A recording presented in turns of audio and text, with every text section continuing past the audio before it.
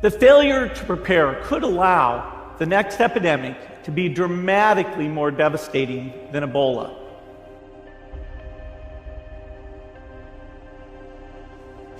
The nature of the virus. Ebola does not spread through the air. And by the time you're contagious, most people are so sick that they're bedridden. Third, it didn't get into many urban areas, and that was just luck. If it had gotten into a lot more urban areas, the case numbers would have been much larger. So next time we might not be so lucky. You can have a virus where people feel well enough while they're infectious that they get on a plane or they go to a market. The source of the virus could be a natural epidemic like Ebola, or it could be bioterrorism. And so there are things that would literally make things 1,000 times worse. In fact, let's look at a model of a virus spread through the air like the Spanish flu back in 1918. So here's what would happen. It would spread throughout the world very, very quickly. And you can see there's over 30 million people die from that epidemic. So this is a serious problem. There is no magic cure for this virus. Antibiotics work on bacteria, not viruses. We have been exposed to many hundreds of viruses throughout our life. And how do we get well? By a strong immune system. So I'm going to teach you the best things that you can do to keep your immune system strong. The coronavirus spreads from person to person and happens among close contacts, usually within 6 feet. Person-to-person spread is thought to occur mainly in respiratory droplets produced when an infected person coughs or sneezes, similar to how influenza and other respiratory pathogens spread. So if it's this virus or any other virus, we need to take precautions to prevent the spread of these infectious viruses that can affect our health. I'm going to explain things that you must do to keep yourself healthy. You want to wash your hands often with soap and water for at least 20 seconds, especially after going to the bathroom, before eating, and after blowing your nose, coughing, or sneezing. If soap and water are not readily available, use an alcohol-based hand sanitizer with at least 60% alcohol. Always wash your hands with soap and water if your hands are visibly dirty. Avoid touching your eyes, nose, and mouth with unwashed hands. Avoid close contact with people who are sick. Stay home when you are sick. Cover your cough or sneeze with a tissue and then throw the tissue in the trash.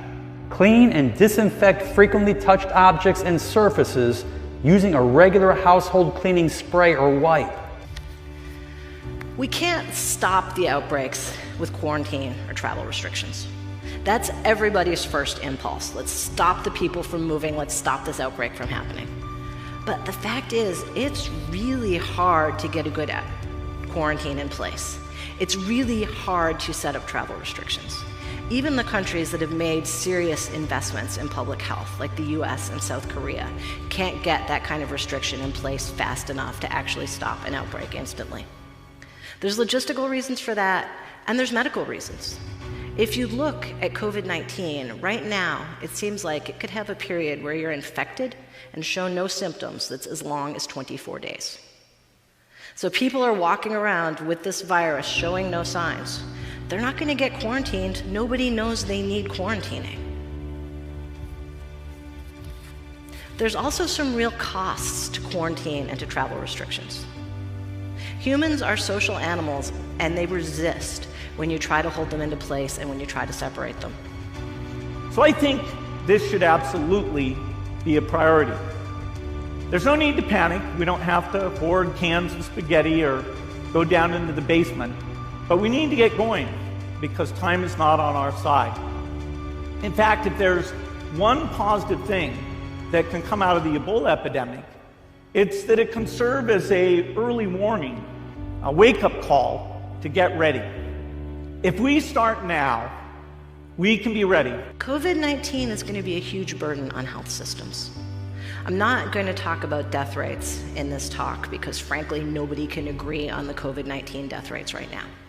But one number we can agree on is that about 20% of people infected with COVID-19 are going to need hospitalization. Our US medical system can just barely cope with that. But what's going to happen in Mexico? COVID-19 has also revealed some real weaknesses in our global health supply chains. Just-in-time ordering lean systems are great when things are going well. But in a time of crisis, what it means is we don't have any reserves. If a hospital or a country runs out of face masks or personal protective equipment, there's no big warehouse full of boxes that we can go to get more. You have to order more from the supplier, you have to wait for them to produce it, and you have to wait for them to ship it, generally from China. That's a time lag at a time when it's most important to move quickly of situation and the way they expect the virus to move. I want to close here with some personal advice. Wash your hands. Wash your hands a lot. I know you already wash your hands a lot because you're not disgusting, but wash your hands even more. Set up cues and routines in your life to get you to wash your hands. Wash your hands every time you enter and leave a building. Wash your hands when you go into a meeting and when you come out of a meeting.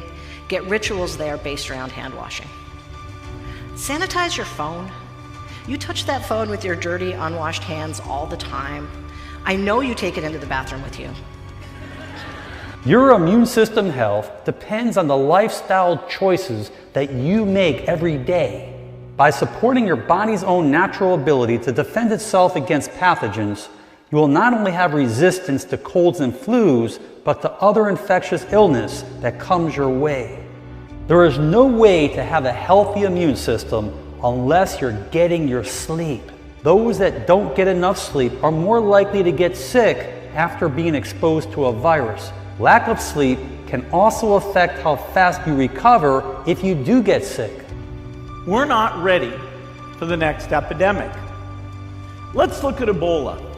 I'm sure all of you read about it in the newspaper. Lots of tough challenges. I followed it carefully through the case analysis tools we use to track polio eradication. And as you look at what went on, the problem wasn't that there was a system that didn't work well enough. The problem was that we didn't have a system at all. In fact, there are some pretty obvious key missing pieces. We didn't have a group of epidemiologists ready to go who would have gone, seen what the disease was, see how far it had spread. The case reports came in on paper. It was very delayed before they were put online, and they were extremely inaccurate. We didn't have a medical team ready to go. We didn't have a way of preparing people. So this is a serious problem. We should be concerned. But in fact, we can build a really good response system. We have the benefits of all the science and technology that we talk about here. We've got cell phones to get information from the public and get information out to them. We have satellite maps where we can see where people are and where they're moving. We have advances in biology that should dramatically change the turnaround time to look at a pathogen and be able to make drugs and vaccines that fit for that pathogen. So we can have tools, but those tools need to be put into an overall global health system, and we need preparedness. If you think you have symptoms of COVID-19, stay home, call your doctor for advice. If you're diagnosed with COVID-19, remember it's generally very mild. And if you're a smoker, right now is the best possible time to quit smoking. I mean, if you're a smoker, right now is always the best possible time to quit smoking. But if you're a smoker and you're worried about COVID-19, I guarantee that quitting is absolutely the best thing you can do to protect yourself from the worst impacts of COVID-19. COVID-19 is scary stuff at a time when pretty much all of our news feels like scary stuff. And there's a lot of bad but appealing options for dealing with it. Panic, xenophobia, agoraphobia, authoritarianism. Oversimplified lies that make us think that hate and fury and loneliness are the solution to outbreaks. But they're not. They just make us less prepared. Weakening our immune system. One of the greatest gifts that was given to all of us is the ability to do deep breathing exercises, something that everyone needs to do daily. This will kick in our parasympathetic system. This will strengthen our immune system. Box breathing, practiced by the Navy SEALs, has been proven to reduce stress and anxiety, as well as building your immune system. We saw in the Ebola outbreak that as soon as you put a quarantine in place, people start trying to evade it. Individual patients, if they know there's a strict quarantine protocol, may not go for health care because they're afraid of the medical system or they can't afford care and they don't want to be separated from their family and friends. Politicians, government officials, when they know that they're going to get quarantined if they talk about outbreaks and cases, may conceal real information for fear of triggering a quarantine protocol. And of course, these kinds of evasions and dishonesty are exactly what it makes it so difficult to track a disease outbreak. There is lots of anxiety and panic going around worldwide because of this coronavirus.